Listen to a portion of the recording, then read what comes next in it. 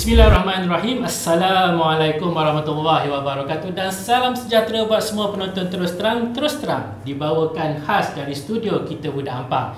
Seperti biasa kita akan bawakan tetamu jemputan kita. Namun sebelum kita bersama dengan tetamu kita ini, saya ingin berpesan kepada seluruh penonton Terus Terang untuk terus menjaga SOP dan insya-Allah kita lawan habis-habisan sampai ke penghujung titik noktah COVID-19 ini. Seperti biasa, tetamu yang kita akan bawakan adalah yang istimewa juga, yang akan membawa dan mengupas topik-topik isu semasa dan juga politik. Namun sebelum saya perkenalkan siapa tetamu kita, saya tidak berkesorangan kerana bersama saya ialah Datuk Hans Aizat. Sihat Datuk? Shalom, terima kasih. Sihat, sihat. Terima kasih. Shalom. Ya? Saya seronok ini. Seronok ni episod terakhir untuk musim pertama. Kan? So kita bawa tetamu yang hebat ni. Tetamu yang hebat. Ya, seperti yang Datuk Hans kata, ini musim terakhir untuk episod untuk musim yang pertama. Jadi episod kali ini tetamu hebat yang dimaksudkan oleh Datuk Hans Aizat tadi ialah Yang Berhormat Datuk Seri Syamsul Iskandar. Apa khabar Datuk Seri? Baik, Alhamdulillah. Assalamualaikum warahmatullahi wabarakatuh. Selamat Hari Raya. Selamat Hari Raya. Masih lagi mood Syawal ni? Masih lagi. Ya? Masih lagi. Jadi kita seperti biasa terus terang, kita tiada introduction yang panjang-panjang. Kita terus kepada soalan yang ingin diajukan kepada YB. Boleh YB ya? Boleh. Okey YB. Kalau kita lihat ya, dalam keadaan negara pada hari ini ya, kita dapat lihat bahawa sistem penerangan dan juga penyampaian adalah satu perkara yang sangat penting pada hari ini. Ya. Dan kalau kita dapat lihat ya, impaknya, pentingnya penerangan ini sekiranya tidak dititik beratkan. Kita dah lihat sendiri baru-baru ni, seorang pengerusi GLC telah ditamatkan perkhidmatannya kerana dari segi cara penyampaiannya tidak sensitif dan juga tidak empati kepada isu yang berlaku. Jadi kita pun sepanjang setahun lebih ni YB, kita dapat lihat, boleh kata setiap petang lah rakyat Malaysia akan dihidangkan dengan sidang media yang mana kadang-kadang kita dapat lihat penerangan itu sendiri memberikan kesan kepada rakyat kita. Yang mana rakyat pun dah mula penat hari ni kan, asyik-asyik sidang media, kes yang sentiasa belum ada tanda-tanda perakhirannya. Jadi sebagai Ketua Penerangan Keadilan, saya nak tanyalah pandangan YB sendiri dengan sistem penyampaian negara kita pada hari ini. Silakan YB. Ya, terima kasih kepada saudara moderator Datuk Hans dan para peminat tegar Terus Terang dan juga kami Budak Ampang. Saya pertama ucap terima kasih kerana diberikan peluang untuk membuat penutup lah tu program penutup musim pertama kan. Ya, saya sebenarnya nak mulakan soalan itu dengan menyatakan bahawa Menteri Komunikasi dan lebih dulu dipanggil Menteri Penerangan, sekarang dipanggil Komunikasi dan Multimedia. Telah pun dilihat gagal menjalankan tugas dia sebagai menteri yang menjaga khususnya penyampaian dasar-dasar kerajaan, khususnya kita tahu dasar kerajaan Perikatan Nasional, dan yang paling penting adalah menyampaikan mesej-mesej yang jelas dan juga konsisten dalam usaha untuk memberikan pencerahan kepada rakyat tentang situasi yang berlaku dalam negara. Kenapa saya katakan seperti itu? Sebab kalau kita lihat terdapat pertindihan yang begitu ketara. Misalnya penyampaian tentang hal-hal berkait mengenai perkembangan COVID kan? Kita lihat Menteri Pertahanan sebagai Menteri Kanan ke depan, sesekali DG Ketua Pengarah Kesihatan, dan kemudian ada juga menteri-menteri yang lain sampaikan netizen menyatakan seolah mereka ni tidak ada WhatsApp group kerana penyampaian maklumat itu bersimpang siur. Jadi sepatutnya yang perlu dilakukan, kalaulah katakan kalaulah Pakatan Harapan atau Keadilan menjadi Menteri Penerangan, sudah pasti dia mesti selaraskan messaging itu dengan jelas agar kementerian yang ditugaskan untuk menyampaikan maklumat ini hanya ada satu saja. Sepatutnya ada satu saja. Streamline. Ya. Daripada pelbagai kementerian hadir, dan dibuatkan penyelarasan, hanya ada seorang Menteri Penerangan yang memberikan penjelasan yang sepenuhnya tentang apa yang berlaku. Justru kita lihat banyak akronim-akronim yang menarik lah yang dicipta, macam SOP. Rakyat menyatakan SOP ni bukan Standard Operating Procedure, tetapi semua orang pening. Semua orang pening. SOP kan. Jadi perkara-perkara ini berlaku disebabkan kegagalan penyampaian itu dilaksanakan oleh kerajaan sekarang ini. Dan sebab itulah kita menggunakan pelbagai saluran.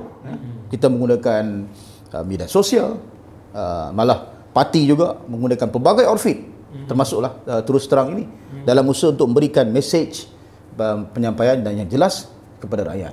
Dan kita lihat di bawah kerajaan sekarang ini, dari segi penyampaian itu masih lagi ditakuk yang lama. Kenapa saya katakan seperti itu? Sebab kita lihat kurangnya penglibatan pihak-pihak yang berbeza pendapat diberikan ruang dalam media arus perdana. Misalnya kalau kita bercakap tentang Presiden Parti Keadilan, Datuk Seri Anwar, beliau selain daripada Presiden adalah Ketua Pembangkang. Dalam mana-mana sistem demokrasi dalam negara, Ketua Pembangkang ini mempunyai apa dipanggil status yang penting, ya. Dianggap sebagai minister juga, sebagai menteri yang membawa suara-suara yang berbeza. Jadi sepatutnya kalau kita bercakap tentang perubahan demokrasi, kita bercakap tentang kematangan politik, kononnya Perikatan Nasional ini adalah sentiasa mementingkan tidak berpolitik lah, mementingkan isu untuk sama-sama menyelamatkan negara. Apa salahnya mesej-mesej yang dibawa oleh Ketua Pembangkang misalnya, dia berikan saluran yang baik, diberikan arus perdana, diletakkan dalam media arus perdana, dan barulah wacana-wacana seperti itu dapat memberikan penjelasan yang baik kepada rakyat yang dahagakan maklumat ini. Kerana kerajaan sering bercakap, jangan sebarkan berita palsu, kan? Fikir dulu sebelum posting misalnya, kan? Tetapi sepatutnya maklumat itu dapat diberikan ruang oleh semua sekali, kan? Sama ada mereka mewakili kerajaan atau mewakili pembangkang. Jadi macam saya sudah terakhir saya keluar awal ni lah kot, kan? Waktu saya dengan Ketua Pemuda UMNO dan Ketua Penerangan Bersatu. Betul. Itu sebelum puasa, kan? Sebelum puasa. Itu pun dalam bentuk wacana dan sebagainya, kan?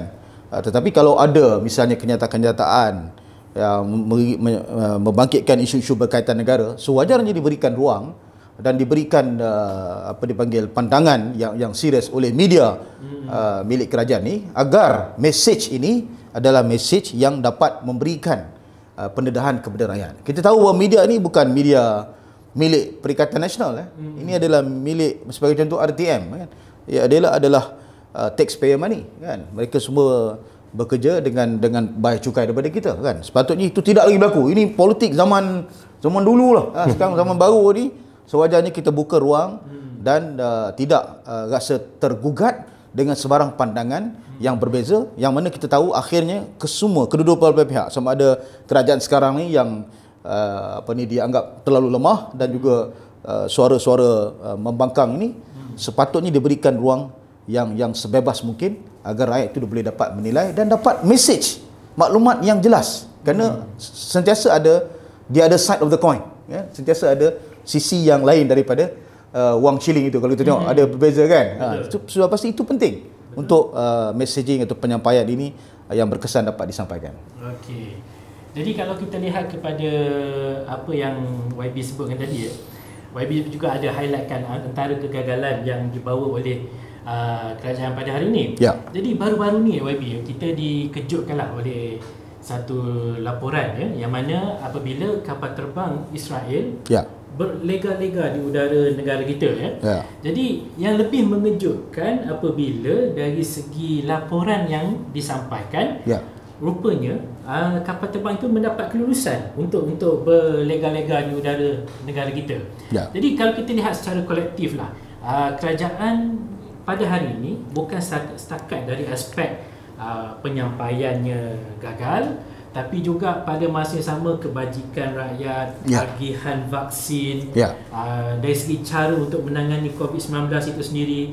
Dan yang kini kalau kita lihat daripada aspek kapal terbang itu tadi, keselamatan negara pula YB Ya. Jadi apakah yang Datuk Seri boleh ulas kegagalan lagi kerajaan pada hari ini kalau kita lihat secara kolektif?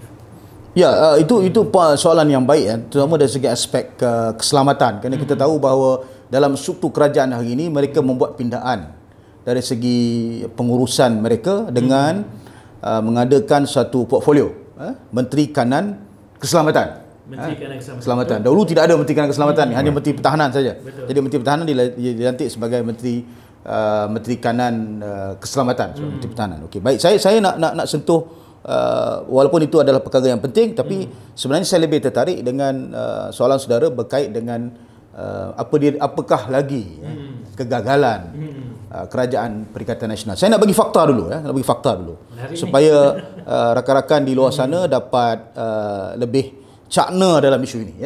Okey, pertama ialah misalnya kalau kita tengok COVID-19 ini sudah setahun, sudah setahun COVID-19 ini melanda. Baik. Dan saya percaya sekarang ni saya tak tahu Datuk Hans lah, mungkin simpanan dia lebih lagi, tapi saya je simpanan rakyat ni semua banyak dah kering lah. Pening Datuk Seri. Pening Datuk Seri, pening. Okay. Pening. Semua pening. Semua pening. Semua pening, Nampak aja saya, tapi Ya. kita tak bising. Kita macam okey, kita cuba bantu.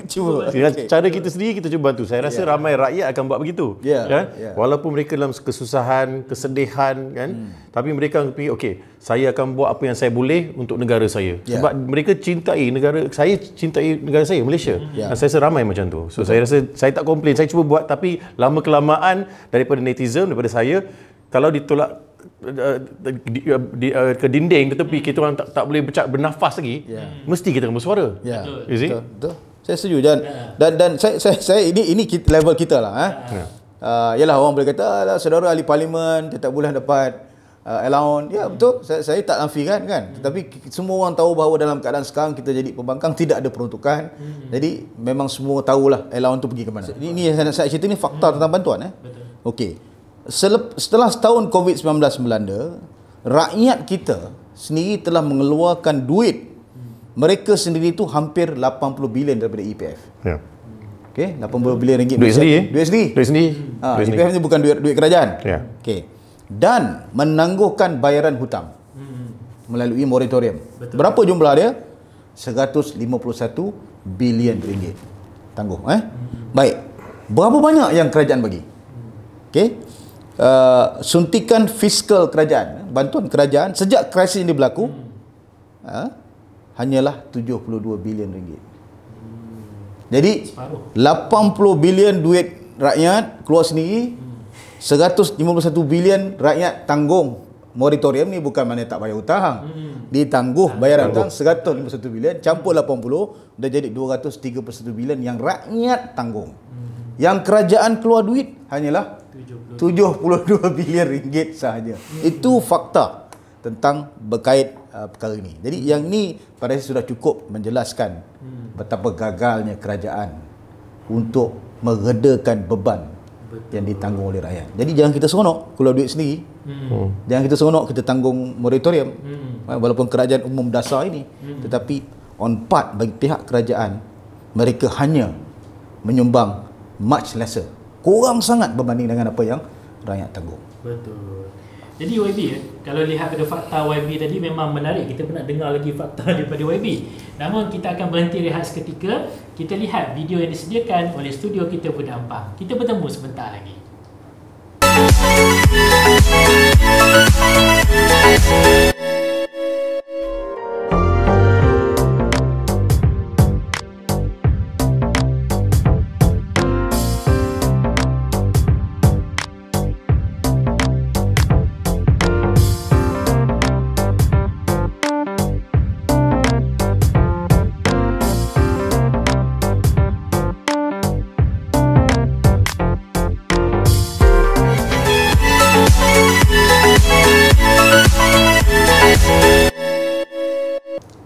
Bertemu kita sekali lagi dalam episod ke-10 Terus Terang yang dibawakan khas dari studio kita Budak Ampang.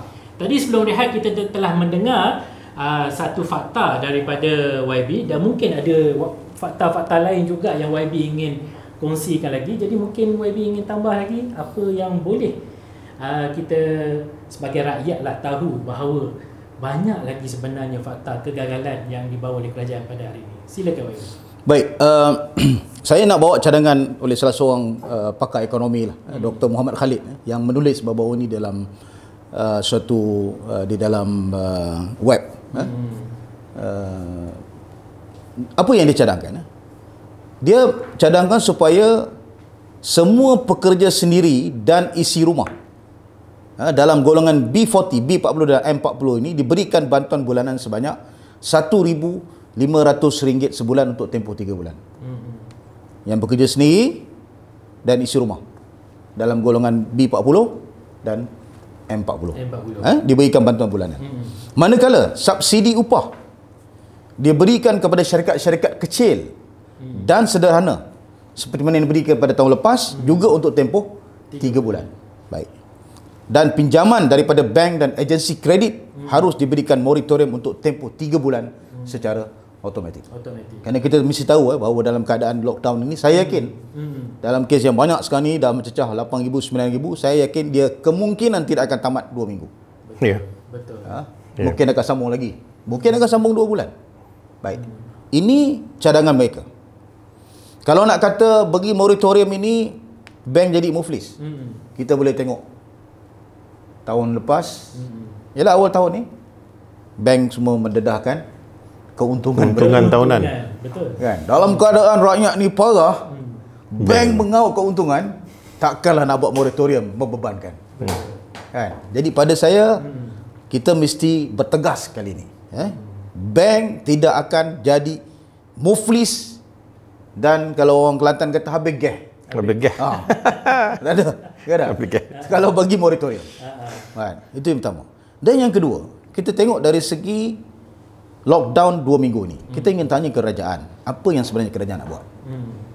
Okey, kalau kita tengok pengalaman negara-negara lain, saya semasa bulan Ramadan yang lepas, saya terpaksa pergi ke United Kingdom kerana saya menjadi bendahari kepada Persatuan Ahli Parlimen Commonwealth. Jadi kita ada beberapa perbincangan, mesyuarat dan sebagainya. Dan saya tengok sendiri bagaimana mereka mengurus keadaan di sana. Ya. Lockdown di UK daripada 22 Disember sampai 17 April. Lama. 3 hari sebelum Christmas, ramai orang marah. Kes pada Januari, Februari mencecah 60,000 kes satu hari. 60,000. Kematian tu saya cakap lah. Betul. Baik. Sekarang kes mereka 2,000, 1,500.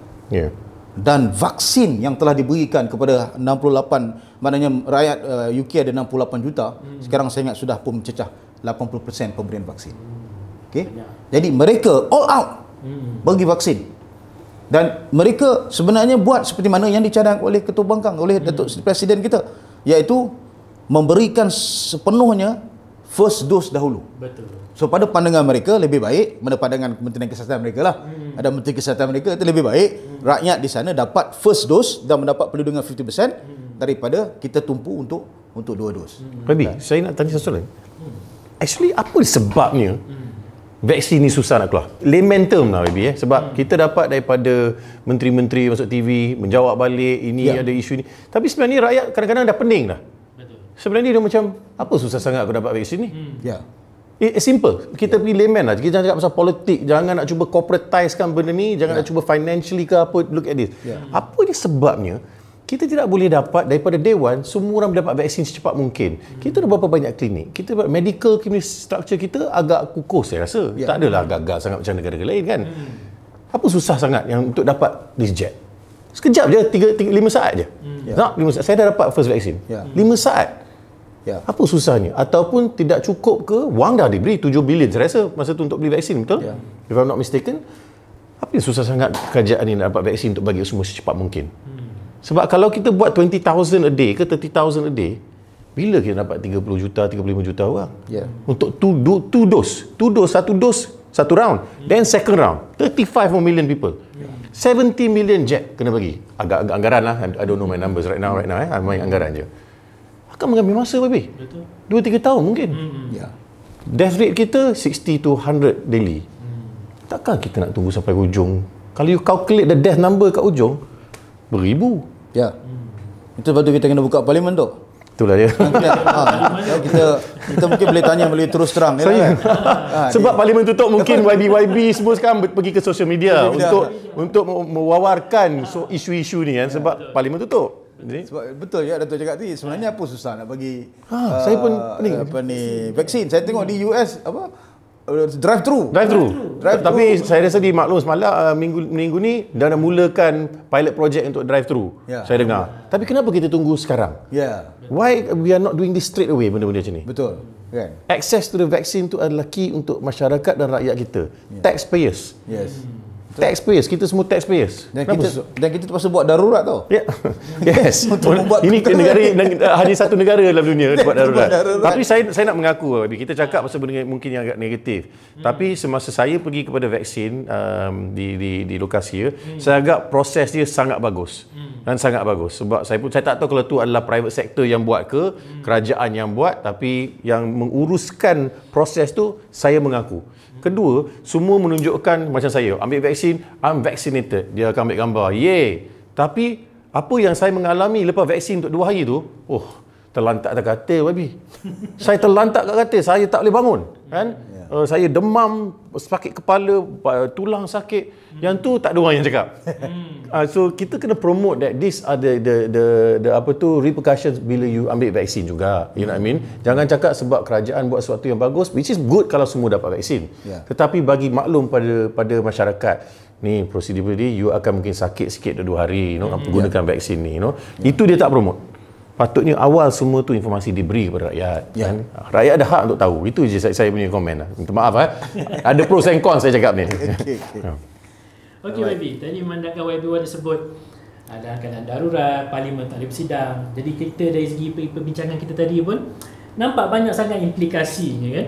Jadi kalau kita lihat bila parlimen tidak bersidang, keadaan darurat, media sosial menjadi platform, medium yang digunakan bukan setakat di kalangan ahli parlimen, tapi juga rakyat sendiri.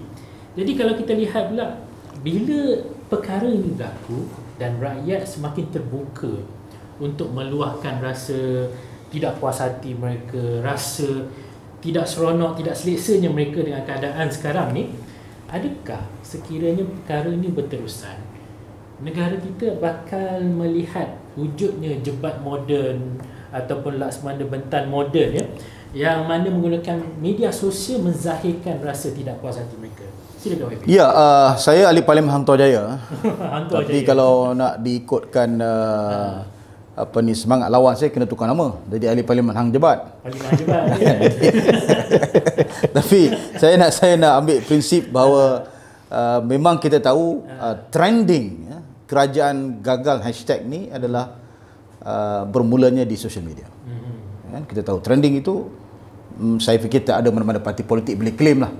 Kita pun tak ada buat usaha ke arah itu. Ini memang secara automatik rakyat yang sekarang ni digelar netizen beranggapan bahawa mereka punya hak, punya pandangan, punya suara, dan mereka zahirkan secara bersungguh-sungguh melalui social media. Kan? Dan kemudian sekarang ni ada pula hashtag kerajaan bodoh. Kan?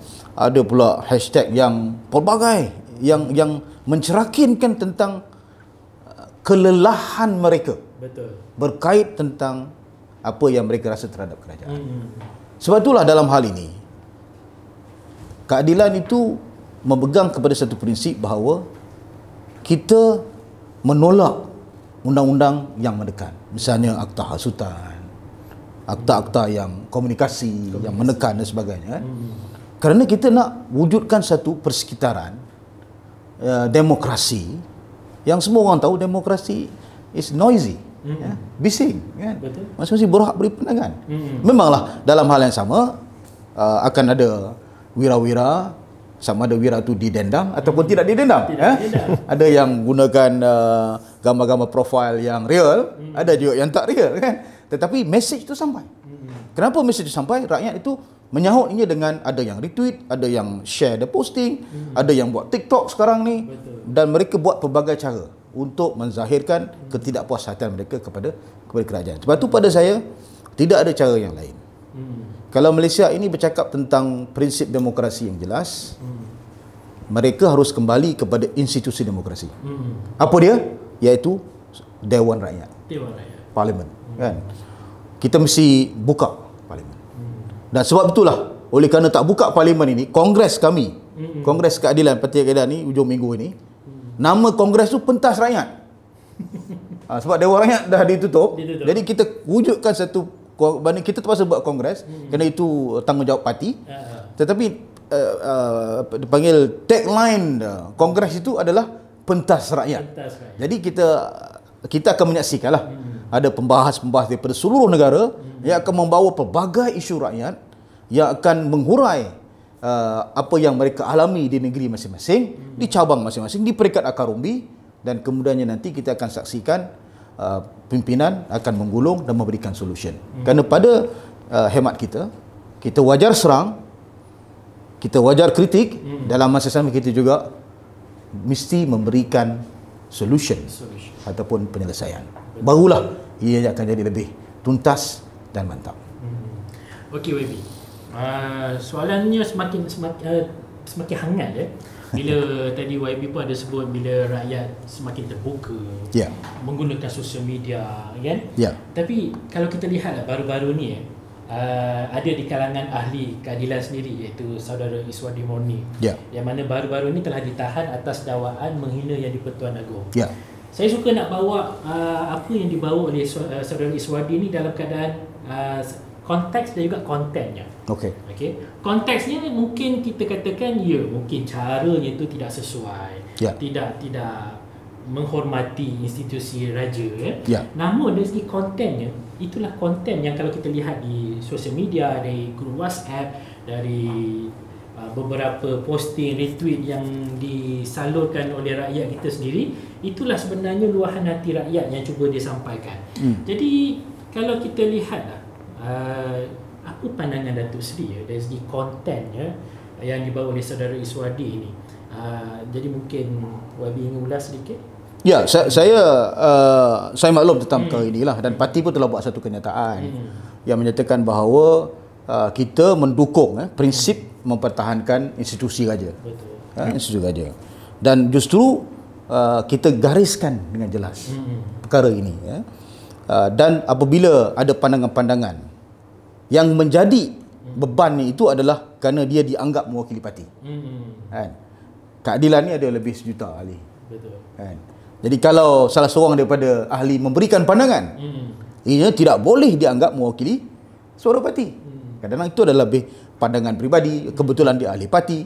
Dan untuk itu apabila kenyataan-kenyataan yang dibuat itu bercanggah dengan perkara yang kita dukung, iaitu institusi raja, sudah pastilah ini tidak boleh kita pertahankan. Pada saya, konten yang cuba disampaikan sebenarnya mudah saja, kan? Janganlah kita heret raja dalam kancah politik ini. Pada saya itu perkara yang paling jelas. Saudara boleh sampaikan mesej kepada istana dengan misalnya kita buat memorandum baru ni. Ada memorandum menolak darurat yang dihantar terus ke istana, kan? Jadi yang inilah pada saya jauh lebih cermat, lebih beradab dalam kita menghormati institusi penting, iaitu institusi raja yang keadilan itu pertahankan. Jadi saya yakin perkara ini sudah pastilah akan nantinya akan terus diwacanakan, tetapi kita meletakkan satu pendirian yang tegas bahawa kita tidak bersetuju dengan mana-mana pihak yang cuba mengheret raja-raja dalam kancah politik. Malah kita juga dulu beliau Perdana Menteri memberikan nasihat kepada Yang di-Pertuan Agong untuk darurat, kan? Kita tidak kita membantah darurat itu bukan bermakna kita menyatakan ketidaksetujuan kita atau percanggahan kita dengan Raja Melayu, dengan Agong, Yang di-Pertuan Agong, tetapi kita menyalahkan Perdana Menteri kerana memberi nasihat yang salah kepada Yang di-Pertuan Agong. Jadi pada saya itu sewajarnya menjadi asas yang jelas dalam kita berpolitik, kerana ahli politik itu adalah kita, kan? Raja-Raja Melayu dan Sultan, mereka bukan ahli politik. Dan kita boleh sampaikan pandangan kita kepada istana kerana tidak pernah ada halangan.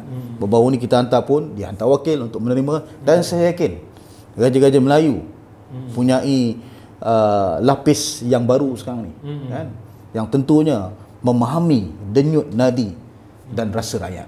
Denyut nadi dan rasa rakyat. Okey, jadi kalau kita lihat kepada apa yang YB sampaikan, kita banyak lagi saluran sebenarnya boleh digunakan untuk menyatakan rasa tidak setuju ataupun berbeza pendapat, namun bukanlah dengan mengheret institusi raja-raja ke dalam kancah politik kita pada hari ini. Jadi kalau kita lihat kepada perbincangan kita pada hari ini, memang sangat hangat kerana dia melibatkan apa yang berlaku dalam senario negara kita pada hari ini, terutamanya dari aspek penerangan. Dan begitu juga Terus Terang merupakan salah satu platform yang kita gunakan untuk menyampaikan mesej, untuk memahamkan dan juga apakah yang perlu kita teliti dari aspek apa yang berlaku di sekeliling kita pada hari ini. Namun seperti apa yang dikatakan pada awal episod ini tadi, setiap yang bermula pasti akan berakhir, dan ini adalah pengakhiran untuk musim yang pertama Terus Terang yang dibawakan khas dari studio kita Budak Ampang. Jadi mungkin saya nak tanya sikitlah pada Dato' Hans Isaac asalnya kita hanya bersembang kosong, tetapi akhirnya dapat menjadikan satu wadah untuk perbincangan ini semakin mendapat perhatian, terutama kalau kita lihat respon daripada rakyat pada hari ini. Jadi mungkin Dato' Hans ingin menyampaikan sedikit berkait dengan Terus Terang kita. Saya pertama sekali nak maklum kepada semua.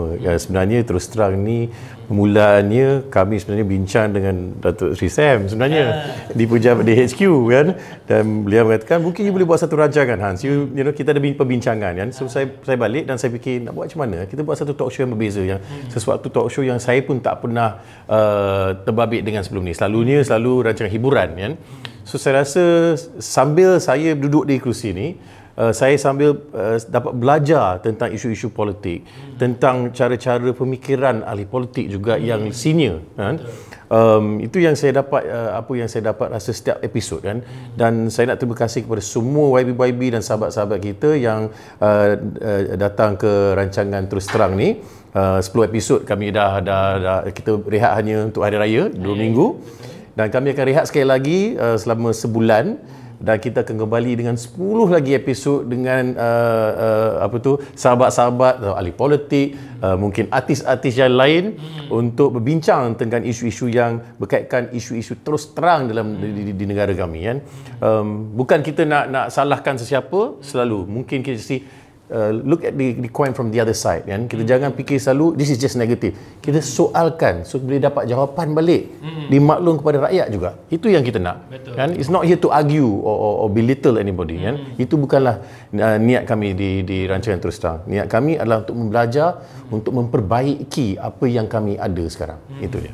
Okey, jadi kalau kita dengar kepada apa yang disampaikan oleh Dato' Hans tadi, kita akan berhenti berehat untuk seketika untuk musim yang pertama ini, kerana kita akan pastinya akan kembali dengan musim kedua yang seperti mana Dato' Hans katakan tadi, ada tetamunya yang pastinya yang telah disusun dengan sebaik mungkin.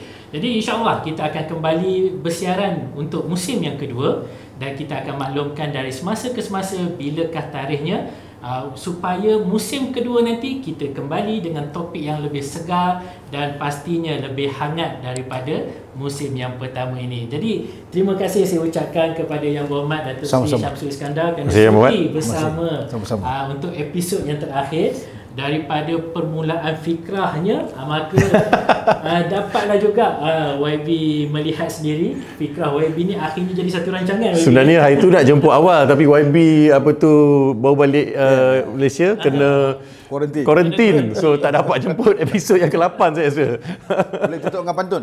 Boleh, yang kita nak. Silakan YB pengakhiran, YB kita bagi YB. Arak-arak kelapa mayang, tidak mayang kelapa Bali. Kalau tidak kerana Terus Terang, tidak saya datang kemari. Terima kasih. Tak boleh lawan tu. Dah tak boleh lawan dah.